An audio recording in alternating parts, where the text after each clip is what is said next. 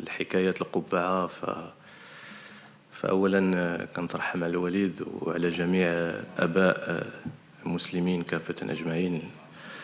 وكان أول دعم ليا كان لاعب كرة القدم كذلك، وكان داعم أساسي ليا في البدايات ديالي فاش كنت صغير. وهذيك اللحظة ديال التتويج بالشان كانت أفضل لحظة بالنسبة ليا باش أنني يعني نحس به بأنه معايا وبأنه قريب ليا. وهذا هو القصة ديال القبعة. نتمنى من الله باش انني نفوز غدا ان شاء الله الرحمن الرحيم، والمغرب يتوج وهاد الرجال هادو يتوجوا بغض النظر على واش هادي لبسها غدا او لا، لكن ديما معايا.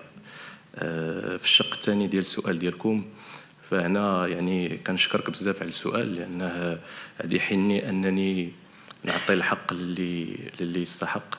فاولا النهضه اللي كنعرفوها احنا في كره القدم، وكيف ما ذكرتوا جوج ديال المدربين الان في النهائي اللي ماشي هين، فهذا راجع بالاساس لجلاله الملك نصره الله على الرؤيه الصائبه ديالو والتوجيهات الساميه ديالو اللي كانت ابتداء من 2008 وبدا العمل فيها فعليا من 2009، باش انه يكون واحد ارساء مشروع واضح المعالم من اجل اقلاع حقيقي بكره القدم الوطنيه، لا في تكوين المدربين واللاعبين، ولا في تكوين الاطور، ولا في تكوين ولا من ناحيه ديال المنشآت، ولا من ناحيه ديال القوانين والانظمه ومشاريع يعني كثيره من اجل مره اخرى النهوض حقيقي بكره القدم الوطنيه. وكنظن على انه اليوم كنجنيو الثمار ديال الرؤيه السديده ديال صاحب الجلاله نصره الله.